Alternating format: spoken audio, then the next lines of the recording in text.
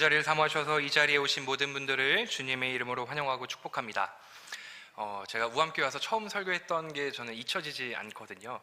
네, 그때 정말 손을 발발발발 떨어가면서 설교했던 게 잊혀지지가 않는데 오늘은 또 색다른 떨림이 있는 것 같습니다. 감사합니다.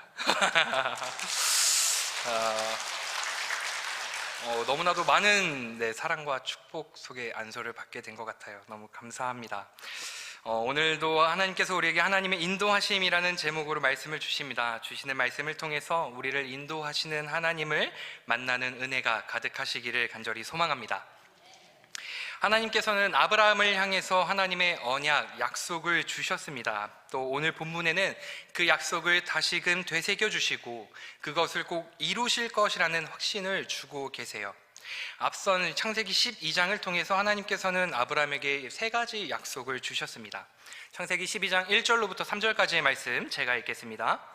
여호와께서 아브라함에게 이르시되 너는 너의 고향과 친척과 아버지의 집을 떠나 내가 내게 보여줄 땅으로 가라. 내가 너로 큰 민족을 이루고 내게 복을 주어 내 이름을 창대하게 하리니 너는 복이 될지라. 너를 축복하는 자에게는 내가 복을 내리고 너를 저주하는 자에게는 내가 저주하리니 땅의 모든 족속이 너로 말미암아 복을 얻을 것이라 하신지라. 아멘. 이렇게 세 가지 약속을 주셨어요. 첫 번째로는 너에게 보여줄 땅으로 가라, 땅에 대한 약속을 주시고, 두 번째로는 내가 너로 큰 민족을 이루게 할 것이다 라는 자손에 대한 약속, 그리고 마지막으로는 너로 말미암아 땅의 모든 족속이 복을 얻을 것이다, 복에 대한 약속을 주셨습니다. 이 약속을 받을 때에 아브라함의 나이 75세입니다. 이때 아브라함은 좀 놀랍기도 하고 당황스러웠을 것 같아요. 그리고 하나님의 말씀에 쉽게 순종할 수 없었을 것 같습니다. 아브라함은 그 땅을 본 적도 없고 그때까지 아이도 없었고 지금까지 익숙했던 그 모든 것을 떠나야만 하는 그런 상황 가운데 하나님의 약속이 들려왔을 때에 쉽게 결정할 수 없었을 거라고 생각이 됩니다. 그럼에도 성경은 아브라함이 하나님의 말씀에 순종하였다라고 기록하고 있습니다. 그리고 하나님께서는 계속해서 아브라함을 찾아오셔서 하나님의 약속을 다시금 확인시켜 주시며 확신을 가질 수 있도록 인도해 주시고 계세요. 그렇게 오늘 본문 말씀에서는 하나님께서 자신을 드러내고 계십니다. 성경에서 반복되는 말은 강조이며 중요하다라는 의미를 우리 모두가 알고 있어요. 그런데 오늘 본문 말씀을 보게 되면 계속해서 반복되는 말이 있습니다. 여호와의 말씀이 이르시되, 1절을 보게 되면 이후에 여호와의 말씀이 환상 중에 아브라함에게 임하여 이르시되, 4절을 보게 되면 여호와의 말씀이 그에게 임하여 이르시되, 5절에서도 이르시되 또 그에게 이르시되, 계속해서 본문 말씀 가운데 아브라함에게 하나님의 말씀이 아브라함에게 임하여 이르시되 라는 기록이 있습니다. 하나님께서 하나님의 말씀으로 아브라함에게 본인을 드러내셨다라는 거예요. 그런데 오늘 그 하나님께서 아브라함을 만나 주실 때에 어떻게 만나 주시냐 하면 하나님께서 아브라함에게 자신을 드러내시며 아브라함아 라고 이름을 불러주십니다. 하나님께서는 우리에게도 다가오실 때 이름을 불러주시며 다가오십니다. 이름을 불러준다라는 것은 나를 아신다라는 거예요. 내가 그저 하나님의 그 수많은 피조물 중에 하나일 뿐이 아니라 나를 정말 잘 아시는 하나님께서 나를 찾아오신다라는 거예요. 사도 바울이 사울이던 시절에 얼마나 예수님을 믿는 사람들을 박해하고 괴롭혔습니까? 그 사울이 예수님을 믿는 사람들을 잡으러 가는 그 다메섹 도상에서도 예수님을 만날 때에 사울아 사울아 내가 어찌 나를 박해하느냐, 그 순간에서도 사울의 이름을 부르시며 다가오십니다. 또 하나님께서 어린 사무엘을 깨우실 때에도 사무엘이 계속 알아듣지 못하고 엉뚱하게 엘리에게 가서 부르셨어요 하면서 하나님의 음성을 깨닫지 못하고 있을 때에도 사무엘아 사무엘아 계속해서 그들의 이름을 불러주시며 하나님은 다가오십니다. 어느덧 벌써 2024년을 마무리하는 시기가 다가오고 있어요. 벌써 11월이 시작되고 이제 새로운 한 해를 준비하며 나아가는데, 유치부에서도 새로운 한 해가 시작되면 우리 새로운 아이들을 맞이할 준비를 합니다. 그때 가장 먼저 하는 게 뭐예요? 이름을 외워야 돼요. 그렇죠? 이름을 외워야 합니다. 그런데 제가 정말 못하는 것 중에 하나가 이름을 외우는 겁니다. 이름을 알고 있어도 몇 번 마주치지 않으면 딱 얼굴을 보고 이름이 떠오르지가 않아요. 그러신 분들 몇 분 계시죠? 네. 그런데 이 아이를 만났을 때에 이름이 기억나지 않아요. 그럼 저는 일단 먼저 사과합니다. 미안해. 그땐 전사님이었으니까요. 전사님이 미안해. 전사님 분명히 알았는데 기억이 안 나네. 다음 주에는 꼭 기억하고 있을게 라고 이야기를 합니다. 그리고 빠르게 선생님들의 눈을 쳐다봐요. 그럼 선생님들이 입모양으로 아이들의 이름을 알려주시는데 맞추면 다행이죠. 틀리면 또 혼납니다. 우리 아이들이 그거 아니라고요 하면서 아이들에게 또 혼이 나요. 왜 제가 미안한 감정을 가지고 아이들이 혼을 내고 할까요? 이 다른 사람의 이름은 내가 아니라는 거예요. 내 이름을 부를 때 이 사람이 나를 알고 나에 대해 안다라는 느낌을 받게 되는 것이죠. 그렇게 이름을 부르는 것은 친근함의 표시이기도 하지만 관심의 표현으로 내가 너를 알아, 나는 너를 모르지 않아 라는 의미를 갖는다라는 거예요. 그런데 우리 하나님께서 아브라함에게 찾아오실 때에도 아브라함아 라고 이름을 부르시며 다가오십니다. 그 하나님께서 우리에게도 찾아오셔서 우리의 이름을 부르신다라는 거예요. 그런 하나님께서 아브라함에게 찾아오셔서 아브라함아 두려워하지 말라 라고 말씀하십니다. 이것을 통해서 우리가 알 수 있는 건 뭐예요? 지금 아브라함이 두려운 상황 가운데 있다라는 것이죠. 왜 두려웠을까요? 오늘 본문 말씀 시작은 이후에 라고 시작하고 있습니다. 그 이전에 무슨 일이 있었다라는 것이죠. 앞선 14장에서 북쪽의 4개 나라와 남쪽의 5개 나라가 전쟁을 벌입니다. 그래서 북쪽의 4개 나라가 이겼어요. 그리고 소돔을 정복하게 되는데 그때의 소돔 근처에서 장막을 쳤던 아브라함의 조카 롯이 포로로 잡혀가게 됩니다. 그래서 이 소식을 들은 아브라함은 집에서 기른 318명의 사람들을 데리고 롯을 구출하기 위해 출발합니다. 그렇게 어찌저찌 조카 롯을 구해왔어요. 그런데 약 300명의 군사를 데리고 가서 4개의 나라의 연합군을 공격했습니다. 어찌저찌 구해오긴 했는데 이들이 다시금 자신들을 공격했던 것을 알고 다시금 공격해 오게 되면 너무나도 쉽게 무너지고 목숨을 잃을 수 있는 상황 가운데 있는 것이 오늘 말씀의 상황이라는 거예요. 그렇게 아브라함은 두려운 상황 가운데 있습니다. 분명 하나님께서는 나에게 약속을 주셨고 나는 하나님의 말씀대로 순종하여서 갈대아우를 떠나 지금 이곳에 왔는데 지금의 나는 당장에 죽을 수도 있겠다 싶은 거예요. 이때 하나님께서는 아브라함을 찾아와 말씀하십니다. 오늘 본문 말씀 1절입니다. 우리 함께 읽겠습니다. 이후에 여호와의 말씀이 환상 중에 아브라함에게 임하여 이르시되 아브라함아 두려워하지 말라 나는 내 방패요 너의 지극히 큰 상급이니라. 아멘. 두려워하지 말라 나는 내 방패요 너의 지극히 큰 상급이니라. 시대적인 배경에 따르면 지금이야 뛰어난 무기들이 많지만 이때 당시에 강한 무기는 칼과 창이었을 거예요.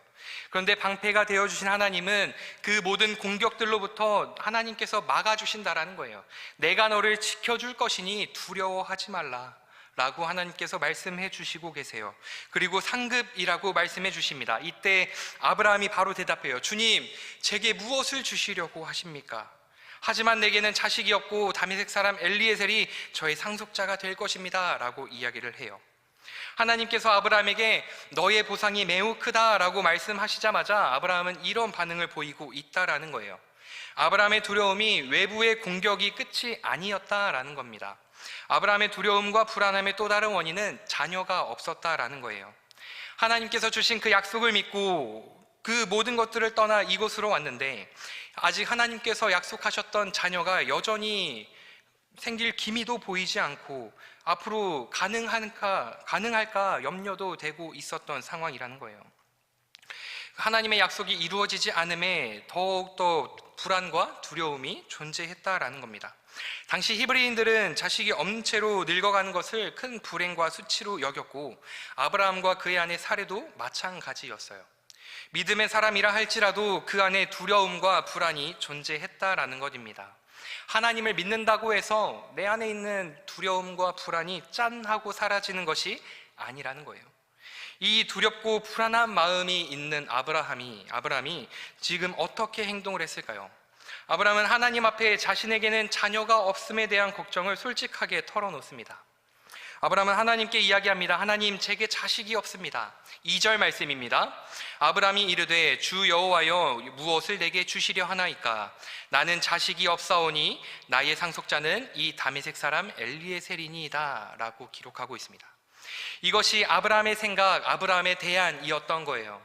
그런데 여기서도 아브라함의 불안과 두려움이 느껴지는 것은 하나님, 제게 무엇을 주시려 하십니까? 라고 질문을 하고 본인 혼자 계속 이야기를 합니다. 아브라함이 또 이르되 주께서 내게 씨를 주지 아니하셨으니 내 집에서 길른 자가 내 상속자가 될 것이니이다 라고 기록하고 있어요. 자신이 하나님께 질문을 하면서 내가 지금 불안하고 두렵기 때문에 나의 현실 속에서 계속해서 대안을 찾고 있습니다. 마치 우리들의 모습을 보는 것 같아요. 하나님께서 우리를 불러주시고 만나주셨을 때에 우리는 그 무엇도, 그 누구도, 어떤 상황도 걱정이 없었습니다.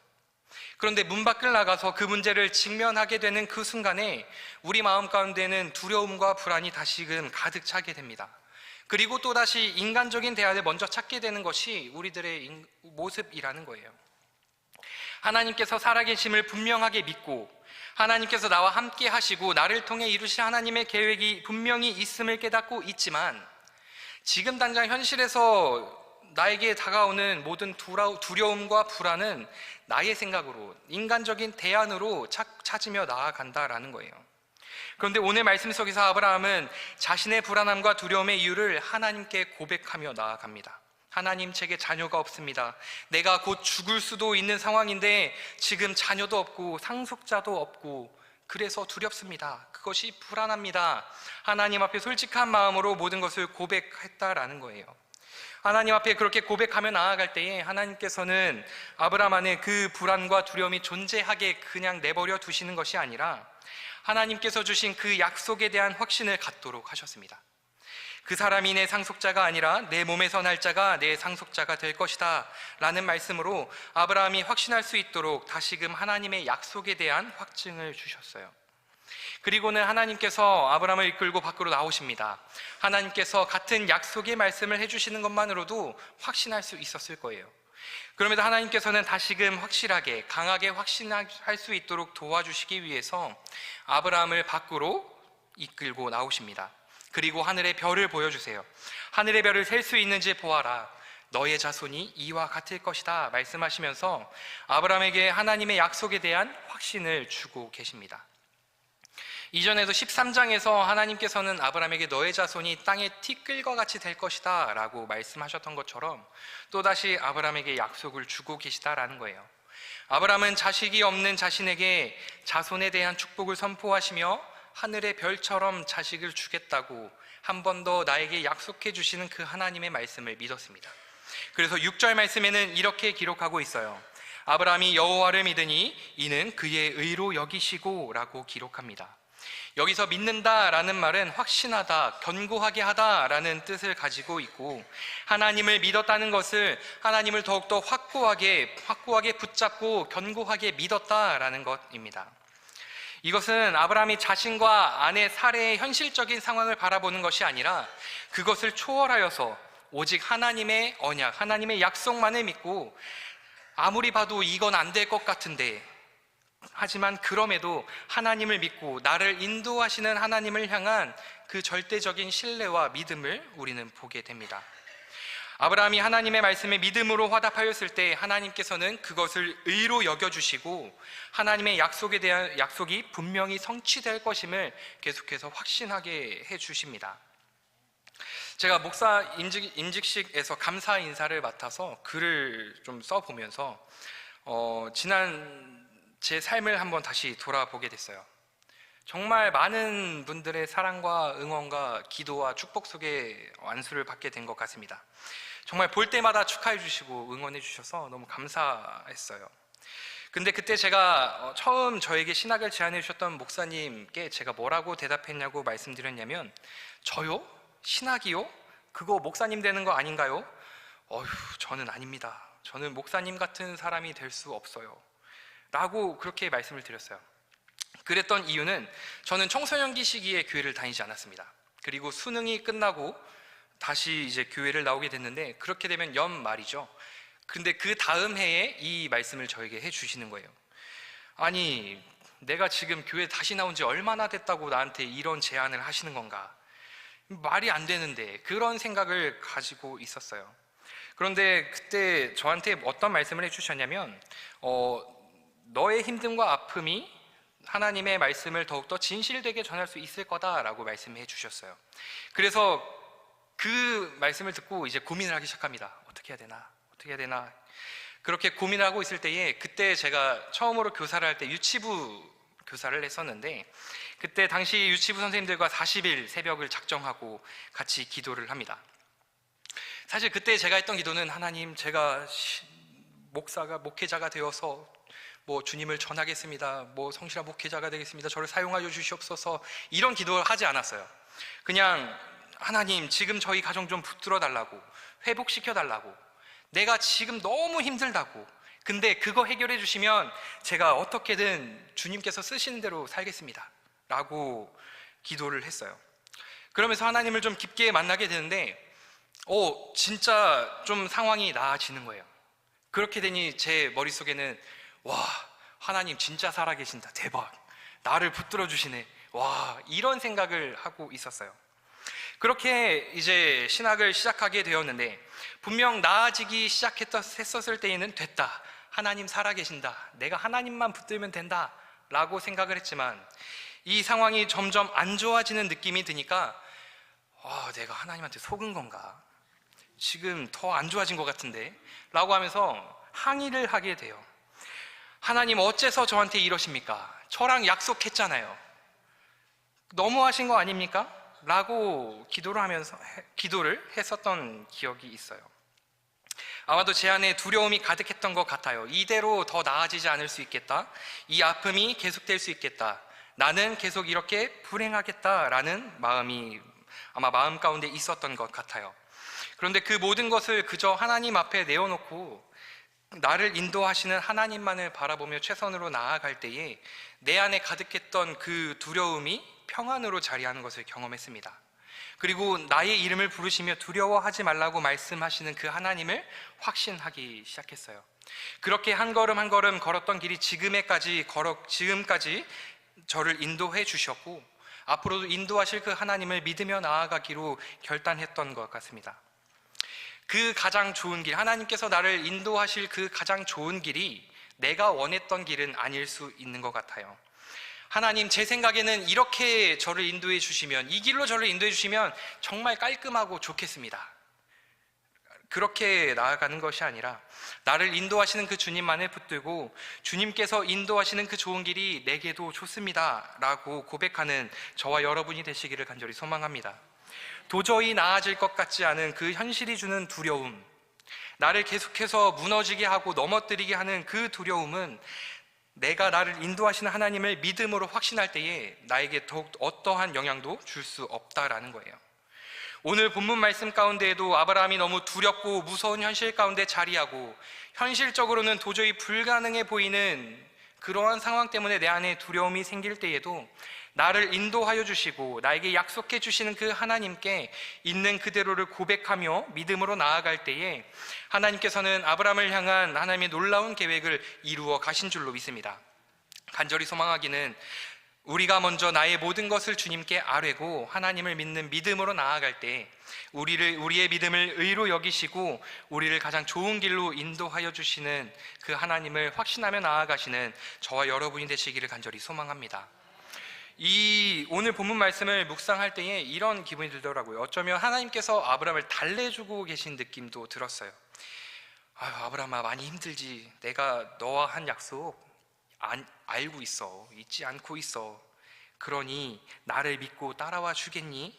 라고 말씀해 주시는 것 같은 느낌을 받게 되었어요. 그렇게 아브라함이 자신의 불안과 두려움을 하나님께 솔직하게 고백하고 다시금 하나님의 말씀을 통한 그 약속을 믿었을 때에 그 약속을 계속해서 내가 이루어 줄 거야, 나 잊지 않고 있어, 이렇게 계속해서 되새겨 주시는 하나님의 모습을 보게 됐습니다. 오늘 우리들의 모습이 아브라함과 같이 되기를 소망하십니까? 나의 두려움이 있고 불안이 있으십니까? 이 시간 아브라함과 같이 주님 앞에 모든 것을 고백하며 나아가길 소망합니다. 또 나의 생각과 경험과 대안을 찾는 것이 아니라 오직 하나님의 말씀에 귀를 기울이고 하나님의 그 인도하심을 확신하며 나아가는 저와 여러분 되시기를 간절히 소망합니다.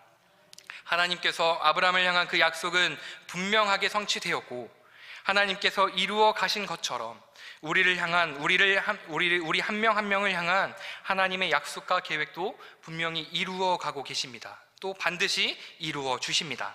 바로 없기는 모든 것이 하나님의 의도대로 이루어지기를 소망하며 나아가는 저와 여러분 되시기를 소망합니다. 하나님의 계획과 약속이 너무 더디게 느껴지신다면 하나님께서 인도하고 보여주시는 수많은 별들을 바라보시길 소망합니다. 우리 함께 예배하고 함께 말씀에 귀 기울이는 우리 우암의 별들을 주님 함께 발견하셔서 아브라함의 그 믿음으로 반드시 이루어 주실 그 하나님의 약속과 계획하심을 기대하여서 나를 인도해 주시는, 오직 나를 붙들어 주시고 인도해 주시는 그 하나님만을 바라보며 나아가는 저와 여러분들 되시기를 간절히 소망합니다.